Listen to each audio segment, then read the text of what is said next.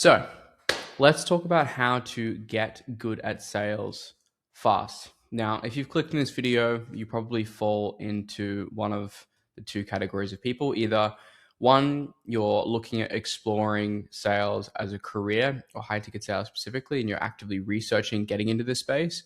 Or two, you're in the space and you're very new, very green, very fresh to the industry, and you've been selling for a couple months, maybe a couple weeks, or even upwards of 6 months. If you fall into one of those core buckets, this video is going to be very valuable for you. Now, hate to spoil the party for you, but you can't get good at sales fast. But there is a way that you can learn it more efficiently than stumbling across roadblocks and making mistakes continuously. Sales is like any other skill. It takes time, it takes effort, and it takes repetition. You can't just pick up, guitar and learn it specifically just like overnight in a couple days. Like, sales is a skill that you get good at after, again, hundreds of thousands of repetitions. Unfortunately, time takes time. But again, I'm going to show you the most clearest way, the most efficient way to get 80% of the way and to get to a position where you can make good commissions. So let's get straight into it. Two things you need to get good fast is, number one, core understanding of overall sales process and principles within it. And then two is fluidity in conversation and becoming natural overall. This is where, again, 80% of your results lie when it comes to learning sales. And in today's market, there's just so many different people shouting at you like, you need to learn this, you need to learn that, this reframe, this way to handle objections, this way to sell. It can be very confusing and very overwhelming. And so I want to kind of boil it down to, again, a few different stages which you can go through to learn it more efficiently and overall more faster, more quickly. Let's go through the problems that most beginners deal with when you're trying to learn sales overall. Number one, being scripted. Number two, inefficient with their time. And number three, uncertain in their process. Let's go through each one before I go through the different stages of learning as I've got down here. So number one, being scripted. This is kind of tying into uncertainty within one's process, but people smell this from a mile away. If you sound and give off the impression that you're reading a script, you're not having a natural conversation, people will shut down massively, and you're going to find your sales calls end up going nowhere. Your conversion rates are going to tank, and it's not going to be an ideal situation. Now, when you're a beginner, naturally this is going to happen. But again, you can train yourself out of it quickly when you know the stages I'm about to take you through. Number two is inefficiency in time. Another really, really massive, big roadblock that leads to a lot of people not making the money they want to make, short-term and long-term in sales, is because they have way too long sales calls and they talk a lot about interesting information rather than opposed to productive like sales conversation more generally. Third is uncertainty in overall process. When you are uncertain yourself, when you are not confident, when you don't show up as the most certain person that you can be, people aren't going to buy from you, right? Just simple as. Sales is very much to do with certainty. And if you're kind of stumbling around, you're not sure where you're going and you're not very confident in your process, you're going to lead to making a lot less sales. So those are the three core problems that you're dealing with when you're first starting out. And here's how you go through them as quickly as possible. So first stage in your just fundamental learning about sales is go out there and actually try to understand how human behavior operates. Understand more about psychology and the foundational layers of what actually create a script and what create a sales process overall. A really big thing that a lot of guys do when they're starting out is they just want to be adaptable to a script and a process. They want to be handed like a cookie cutter, say this, then that scenario, and that's how you're going to make money as a byproduct. Before you get to the words, before you get to the questions, understand why people buy, right? The fundamental core driving motivator behind people making buying decisions is emotion, and they justify with logic. And there's so many things we can go into around, again, fundamental and foundation human psychology and human behavior that is really important to know besides the techniques aside that. But I don't think that we'll have enough time to go through all of that within this video because there's so many gaps to fill in. But again, I want to just give you the overarching roadmap. Couple things I can leave you with to help you go through that stage much more quickly and efficiently. Number one is the doctor analogy and understanding that you as a salesperson are going to be way more persuasive and influential when you control the frame. They're coming to you as an authority, or your position as authority. They see you as an authority. They trust you as a trusted figure or a trusted expert. And you ask questions, right? You ask questions like you would go to the doctor, right? The main reason why people just bend to doctors in general in terms of like their advice and what you're given and the medicine they prescribe is you don't walk into the doctor and just say, I'm sick, and the doctor just takes some medicine off the counter and gives it to you, right? They'll ask questions to analyze and diagnose what your problems actually are, and then prescribe you a solution. Sales is very much similar and the same. A lot of beginners with the processes they learn end up doing a lot more talking than they should. And as a general rule of thumb, you should only expect to have 10% of your actual sales call presenting your solution. 90% of it should be asking questions and operating in overarching discovery. And so 2 quotes I want to leave you with that in terms of fundamental psychology in that learning stage is what you say is trash, what your prospect says is gospel, and a man convinced against his will is of the same opinion still. This is from one of my old previous sales mentors and a really famous guy called Dale Carnegie. If you carry and learn more about what those sayings actually mean and apply it to your sales process, you do way better than someone who's just kind of stumbling and trying to figure out sales in general and just making all these mistakes.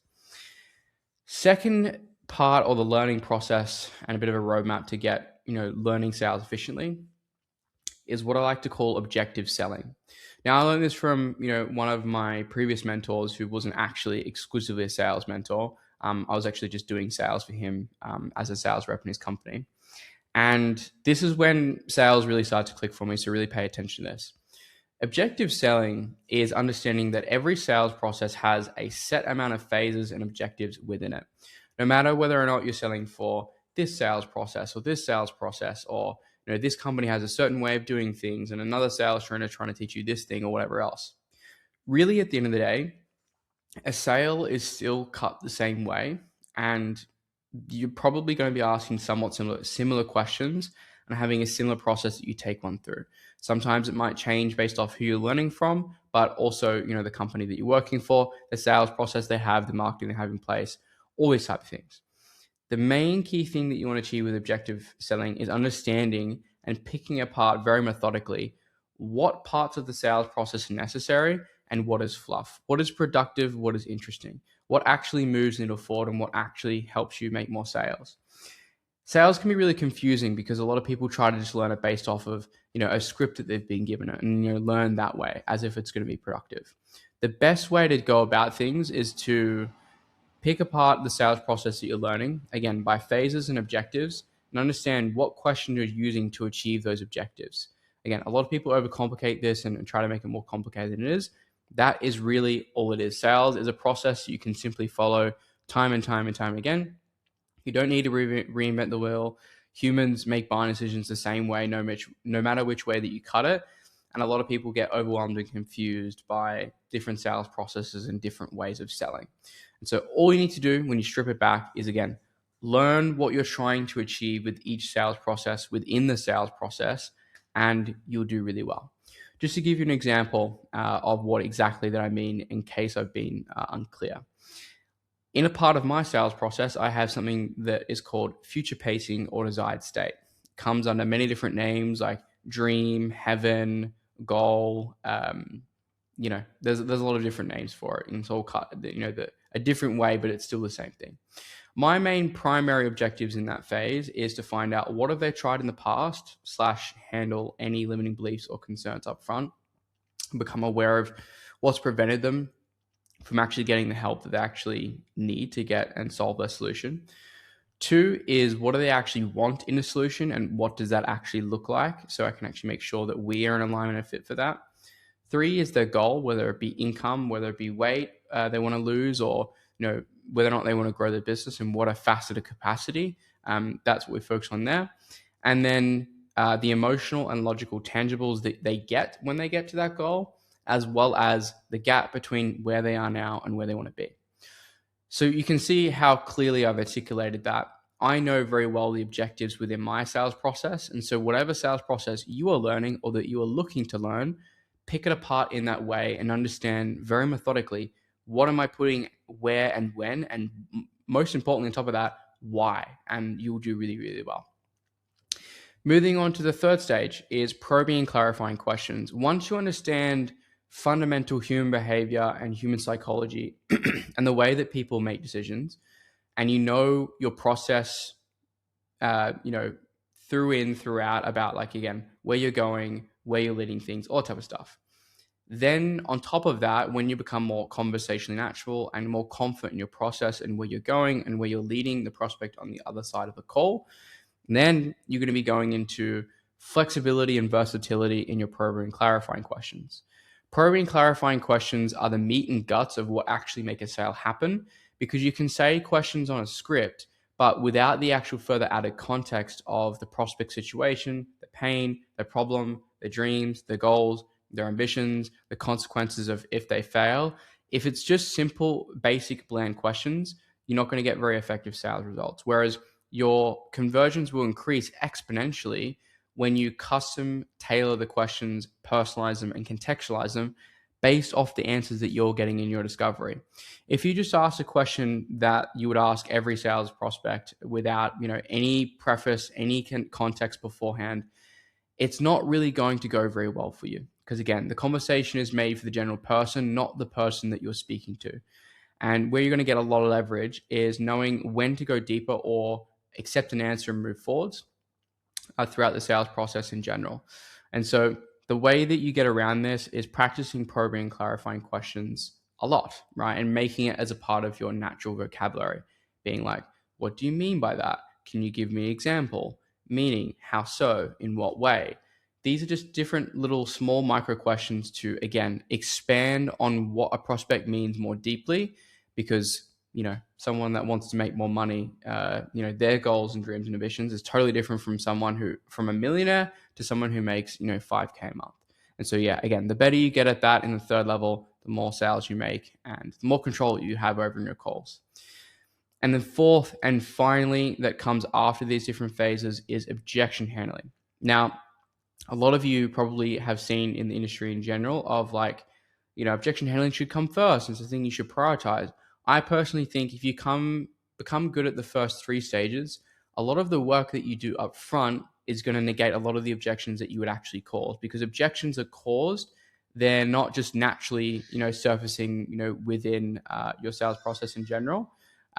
They are caused throughout your sales process or your lack of questions that you've asked to uncover, why they haven't taken action.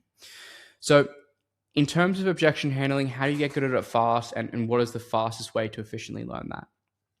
Number one, where a lot of the progress you're going to get is prioritizing your structure for process. Every time you get an objection, how do you know what objection it is and where do you go? What is your structure in your process? Do you handle money first? In most cases, again, not most cases, all cases, you should be handling money first, tying off logistics, and then getting down to the root core of the concern of what the actual real reason is that they're preventing their decision, delaying the decision, or preventing themselves from changing.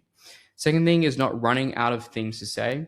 So this is what I would classify as stamina. This is a second biggest problem that I see with new sales reps, is if they nail down the structure, which most don't have a good structure, they run out of things to say, whether it be analogies, reframes. They just don't understand where to go from that point, and they just don't have enough things to keep them there on the actual sales call. And so they just, again, they bow down and go, well, let's just book in another call, or, hopefully you get back to me, whatever else, right? And then finally, understanding the foundational psychology and using the right size shape for the right size hole. Now, what I mean by that in the most simplest terms possible is basically objections in most cases, in the way that they're taught, is most people just address objections like, I want to think about it, or the fact that someone's scared of pulling the trigger by just saying some random analogy that they've heard on Instagram or that they've been taught by a sales trainer or whatever else. You need to understand particular reframes and particular ways of changing someone's perspective needs to be appropriately used according towards the actual objection and concern that you're getting overall. And so if you're not doing that, you're going to run into a lot of roadblocks, because if you start saying things like, and this is a bit of a niche reference, but if is heavy is the head that wears a crown, or have you ever heard of that Shakespeare quote? Maybe you've seen that reel around, maybe you haven't. Maybe it's a bit too niche of a reference, but again, if you're just taking things that you hear on Instagram and on YouTube or just from your sales trainer without actually understanding the broad application as to why we actually use them for what objection, you're going to run into a lot of trouble, because again, what you're doing is you're trying to put a square shaped object into a circular shaped hole. So I know that was a little bit complex and abstract, but this is really the most simplest way to learn sales quickly. And this is a bit of a roadmap to give you clarity in order to, get 80% of the results that you're going to see by just focusing on the right things. It's not often, the fancy hacks or the word tracks or these type of things. This is how you learn how to get good quickly at this stuff. And yeah, this is the way that I would have done it if I was to start out. And it's how I've helped, again, 64 plus people hit 6 figures plus in this space quickly and very, very well as well. So yeah, guys, hopefully you enjoyed the video and got a lot of value out of it. And I will see you guys in the next one.